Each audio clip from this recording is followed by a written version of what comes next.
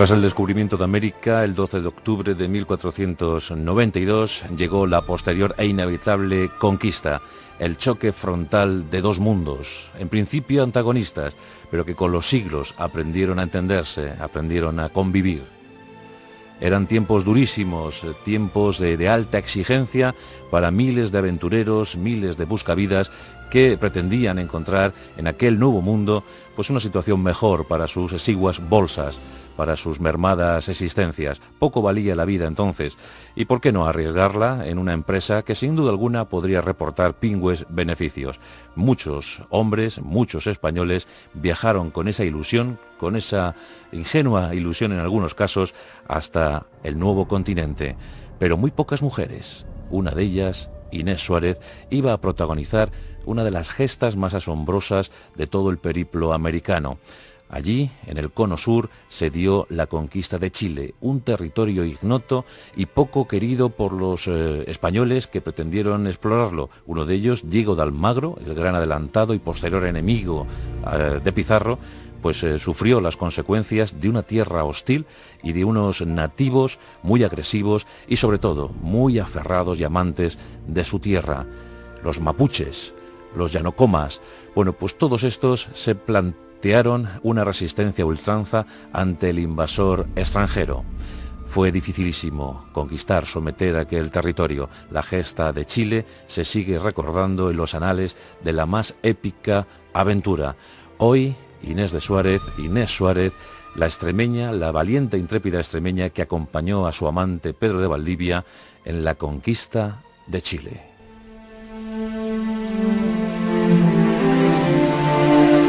Pocos detalles disponemos sobre la verdadera vida, sobre la gran peripecia vital de Inés Suárez. Sabemos que nació en Plasencia, en el norte de Cáceres, una bellísima localidad extremeña que hoy en día cuenta con más de 42.000 habitantes, pero que antaño, a principios del siglo XVI, esa cifra la podía ver mermada en bastantes números porcentuales. Lo cierto es que Inés vino al mundo en esa Plasencia de 1507, que conmovida asistía al fallecimiento de Felipe I, Felipe el Hermoso, el querido esposo, el querido marido de la reina castellana Juana la Loca. Durante varios meses, Juana, la reina de Castilla, paseó el cadáver de Felipe, de su amado Felipe, por buena parte del territorio hispano.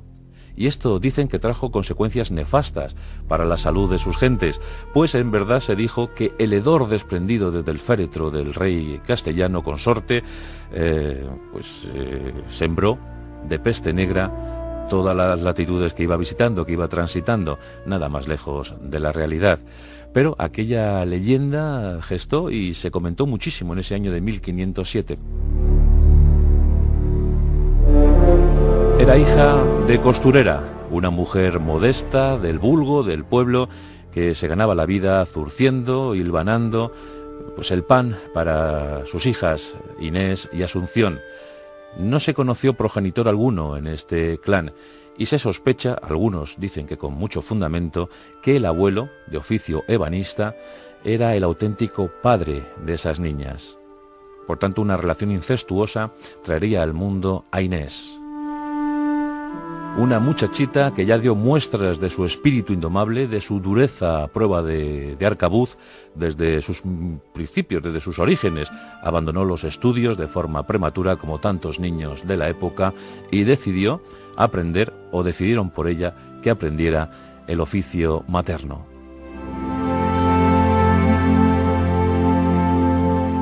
Pero Plasencia, Extremadura, en definitiva, se iban a quedar muy pequeñas para el espíritu inquebrantable y explorador de Inés Suárez. En 1526, con apenas 21 añitos de edad, conoció a Juan de Málaga, un buscafortunas dispuesto a ganarse algo más que la vida en la nueva situación americana. Dicen que el flechazo fue instantáneo, que ambos jóvenes se enamoraron profundamente y ese mismo año acudieron ante el altar para sellar su unión mediante matrimonio. Por desgracia para Inés no llegaron los hijos, y es que la bella muchacha extremeña era estéril al parecer. Y por desgracia también para ella, su esposo, su flamante marido, Juan de Málaga, de inmediato soñó con las aventuras, con las posibilidades que el nuevo continente ofrecía para todos los que quisieran buscar fortuna en él. Hacia 1527, esto es, tan solo un año después de la boda, Juan le dijo a su mujer que iría a América, que viajaría al nuevo continente, a las Indias, para conseguir los tesoros que les negaba Europa. Juan aseguró, prometió, que tardaría muy poco en conseguir ese oro y que regresaría rico a España para vivir juntos una vida de felicidad. Inés, ingenua ella, creyó en él y le dejó marchar para no volver a verle jamás.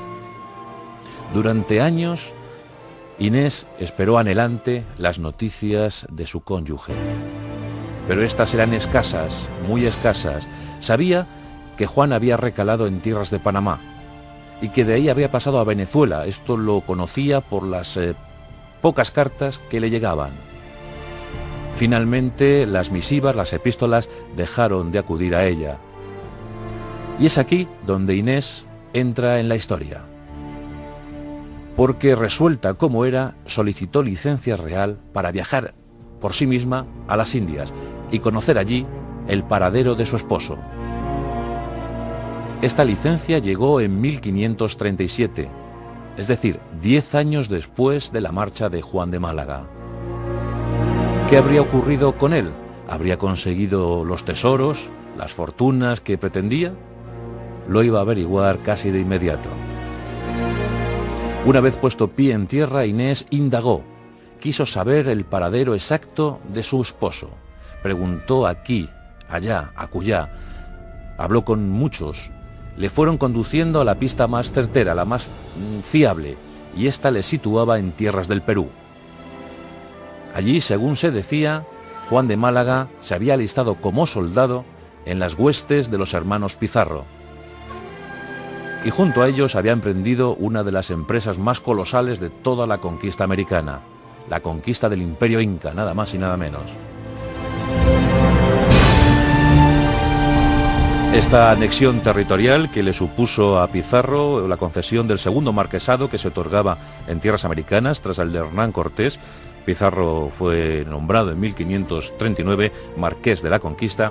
Bueno, pues esta peripecia no estuvo exenta de rigores, incluso de disensiones internas, y las primeras guerras civiles que se declararon en América entre españoles se dieron precisamente en Perú, entre los seguidores de los Pizarro y los leales a don Diego de Almagro. Todo culminó en 1538 en el famoso enfrentamiento en la batalla de las Salinas. En esa refriega, Juan de Málaga, el esposo de Inés Suárez, murió en combate, murió peleando al servicio de los Pizarro. Cuando Inés llegó a Perú, llegó a Cuzco, solo pudo constatar la presencia del cadáver yermo de su marido. Tanto viaje, tantos kilómetros, en aquel tiempo viajar de España a América era casi como ir a la luna. Bueno, pues allí estaba ella, en 1538, con apenas 31 años de edad, sola, viuda y a merced de los acontecimientos. Su marido había fallecido, no había ninguna fortuna que rascar. ¿Qué pasaría con ella? ¿Cuál sería su futuro desde entonces? ¿Qué destino la esperaba? Las autoridades de Cuzco consideraron la situación de Inés Suárez y, teniéndola como viuda de soldado, muerto en combate, tuvieron a bien concederla una tierra cultivable y una encomienda de indios. Con lo cual, Inés Suárez se convirtió, por mor de los acontecimientos nefastos en torno a su marido, en una próspera terrateniente en tierras peruanas. Y además se dio otra circunstancia muy especial y definitiva para Inés Suárez, y es que vecino suyo era don Pedro de Valdivia. Pedro de Valdivia, también extremeño como ella, había sido el maestro de campo, el mariscal de campo de los Pizarro en la batalla de las Salinas. Era un bravo militar curtido en 1000 batallas y casado, sí, con una noble española, María Ortiz de Gaete. Bueno, pues María Ortiz de Gaete esperaba añorante el reclamo de su marido para viajar a América, pero este no terminaba de llegar. La situación era demasiado difícil, demasiado peligrosa, y don Pedro no estimó oportuno que su mujer viajase a una geografía tan hostil. Pero allí estaba la bella Inés Suárez. Y juntos deambularon, pasearon, cambiaron impresiones por las calles de la recién conquistada Cuzco. Y pronto surgió el amor. Hay incluso quien aventura que tanto don Pedro como doña Inés ya se conocían en España y que habían mantenido ahí un fugaz romance que fructificó más adelante en América. Pero bueno, esto está sin investigar con profundidad. Simplemente es una suposición de algunos autores. Lo que sí realmente se puede constatar es que tanto don Pedro como doña Inés se enamoraron perdidamente, hasta las cachas, que diría algún castizo. En 1539, el orgulloso marqués de la Conquista, don Francisco Pizarro, concedía licencia a don Pedro de Valdivia para que buscase su lugar bajo el sol, su sitio, su gran sitio en la historia. Y es que a Valdivia le faltaba una gran conquista, una epopeya que asumir, una gran victoria de la que alardear, y eso se encontraba tan solo en el cono sur. Todo lo demás ya había sido conquistado. Antes hemos dicho que Diego de Almagro se había estrellado contra la hostilidad geográfica y humana de Chile. Los mapuches, los yanocomas, estaban allí, esperando cualquier agresión extranjera. Y eran fieros y muy bravos, muy amantes de su tierra y de la libertad. Y por eso iban a vender muy cara cualquier progresión de los españoles hacia el sur. Pedro de Valdivia no quería dejar pasar la oportunidad porque había otros, el caso de Pedro Sancho de la Hoz, que pretendían esa gesta, pretendían esa victoria para sí. Y por eso se adelantó de tal manera que la hueste que pudo reunir no era la mejor o la más capacitada. Eso sí, contaba con 1000 indios, porteadores, pero tan solo 8 soldados españoles. En ese grupo de 8 soldados se encontraba un joven, paje, un joven aprendiz de militar, apenas quinceañero, pues que le iba a servir muy bien, y por supuesto su amante, doña Inés. Hubo escándalo, claro, hubo mucho escándalo, porque la gente supo de inmediato que aquello era un romance, que don Pedro de Valdivia estaba casado, y que que la noticia iba a trascender y que no iba a ser muy beneficiosa, sobre todo para la incipiente comunidad peruana. Por tanto, Pizarro consintió que Inés Suárez viajara con la expedición a cambio de que pasara por simple asistente, que se iba a ocupar de la asistencia sanitaria, de la buena organización de los campamentos, en fin, una ayudante de Pedro de Valdivia, pero solo con ese rango, nada más, de señora nada. En diciembre de 1539 la expedición se puso en marcha, rumbo al sur. Les esperaba lo agreste de un territorio ignoto hasta entonces. El desierto de Atacama, posiblemente uno de los más duros que existen en el planeta Tierra. Durante meses, el trasiego hacia el sur se hizo más que penoso. Hubo alguna alegría, eso sí, alguna intendencia que llegó desde Perú y sobre todo que se incorporaron muchísimos aventureros disgregados de otras aventuras, de otras expediciones fallidas, que completaron aquella columna hasta los casi 200 efectivos. Los indios, los abnegados indios, continuaban fieles a don Pedro de Valdivia, pero pronto se enfrentaron al peligro real de los ataques indígenas. Y en esos trances, a veces dolorosos porque había pérdidas humanas, doña Inés se consolidó como una mujer más que eficaz, sensata, prudente, además amable, que cuidaba a los heridos, tenía especial mano, especial diligencia para curar heridas, pero también para encontrar agua en situación apurada, Dicen que era muy ducha, muy experta en conseguir el líquido elemento en desiertos, por ejemplo, que olfateaba, era una especie de zahorí. Conseguía localizar pozos de agua donde no parecía haber nada más que serpientes, rocas, cosas imposibles. Doña Inés se granjeó la amistad de todos, la respetaron al máximo y finalmente, después de 11 meses de trasiego, se llegó al valle, al rico y fértil valle del río Mapocho. Allí, entre dos colinas, soportaron el ataque de los mapuches, de los indios autóctonos, y la verdad es que aquí se dio una especie de milagro, porque en medio de la refriega, cuando todo parecía perdido para los españoles, los indios huyeron, escaparon de forma alocada. Posteriormente comentaron que un jinete, con armadura, espada y subido a lomos de un equino blanco, se había aparecido ante ellos. Aquello sin duda era Santiago, el gran caballero Santiago, y por eso el 12 de febrero de 1541 se fundaba Santiago de la Nueva Extremadura, futura capital de Chile.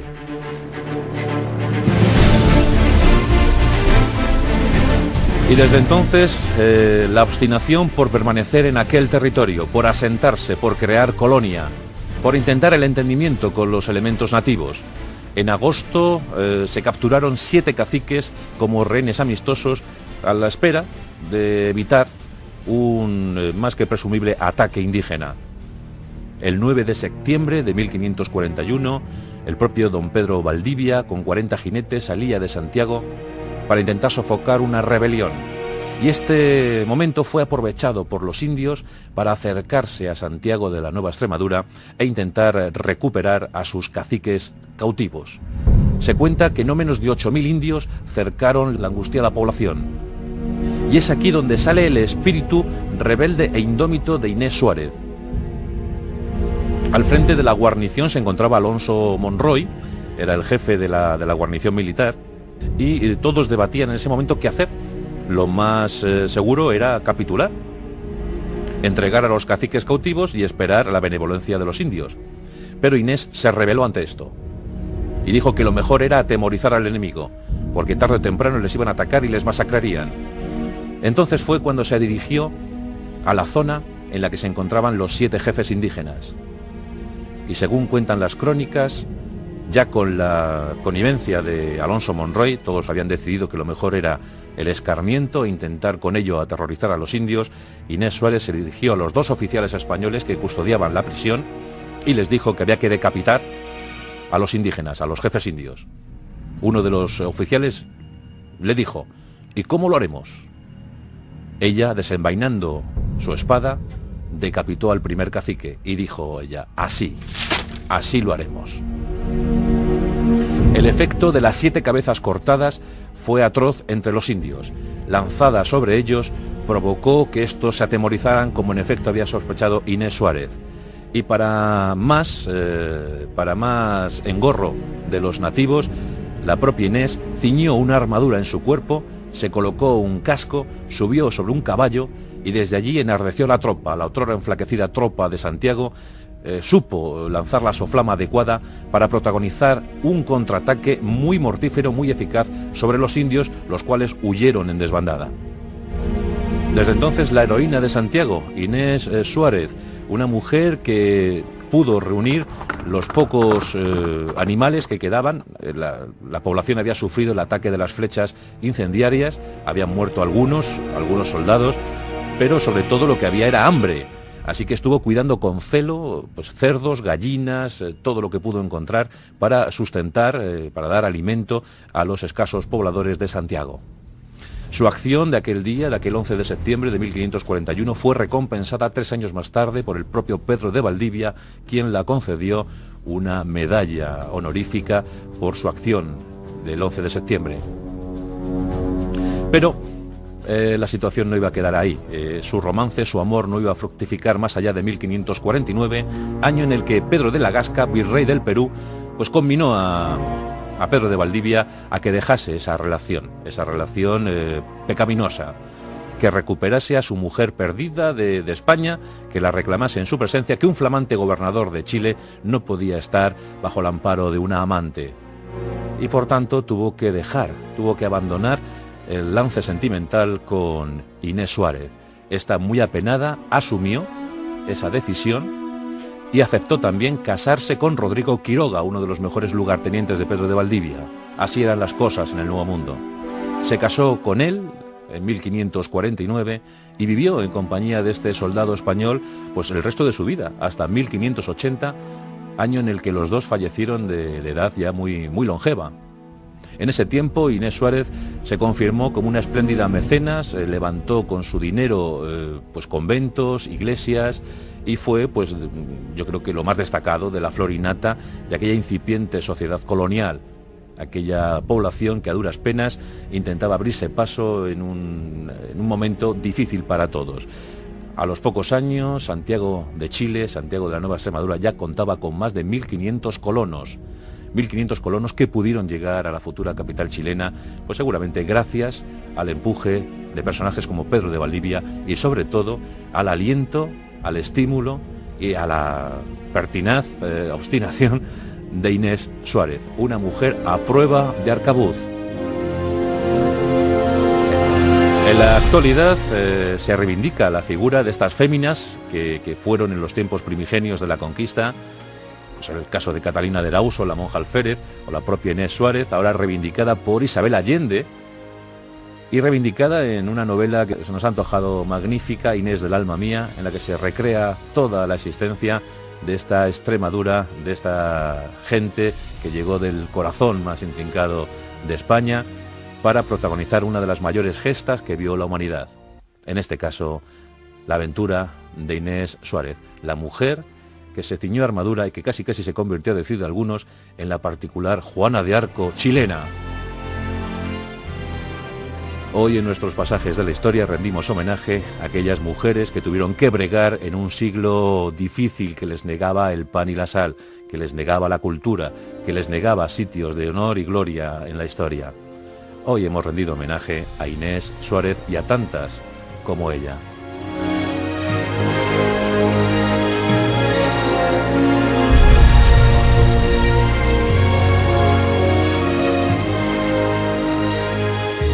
La Rosa de los Vientos, con Juan Antonio Cebrián.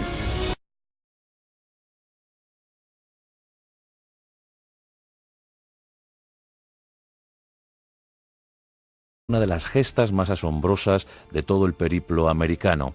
Allí, en el cono sur, se dio la conquista de Chile, un territorio ignoto y poco querido por los españoles que pretendieron explorarlo. Uno de ellos, Diego de Almagro, el gran adelantado y posterior enemigo de Pizarro, pues sufrió las consecuencias de una tierra hostil y de unos nativos muy agresivos y sobre todo muy aferrados y amantes de su tierra, los mapuches. Pocos detalles disponemos sobre la verdadera vida, sobre la gran peripecia vital de Inés Suárez. Sabemos que nació en Plasencia, en el norte de Cáceres, una bellísima localidad extremeña que hoy en día cuenta con más de 42.000 habitantes, pero que antaño, a principios del siglo XVI, esa cifra la podía ver mermada en bastantes números porcentuales.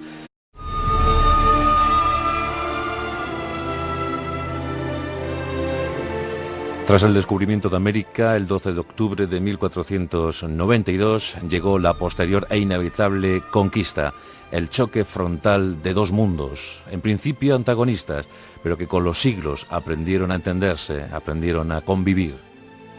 Eran tiempos durísimos, tiempos de alta exigencia para miles de aventureros, miles de buscavidas, los llanocomas. Bueno, pues todos estos se plantearon una resistencia a ultranza ante el invasor extranjero. Fue dificilísimo conquistar, someter aquel territorio. La gesta de Chile se sigue recordando en los anales de la más épica aventura. Hoy, Inés Suárez, la extremeña, la valiente e intrépida extremeña que acompañó a su amante Pedro de Valdivia en la conquista de Chile. Que pretendían encontrar en aquel nuevo mundo pues una situación mejor para sus exiguas bolsas, para sus mermadas existencias. Poco valía la vida entonces, y por qué no arriesgarla en una empresa que sin duda alguna podría reportar pingües beneficios. Muchos hombres, muchos españoles viajaron con esa ilusión, con esa ingenua ilusión en algunos casos, hasta el nuevo continente, pero muy pocas mujeres. Una de ellas, Inés Suárez, iba a protagonizar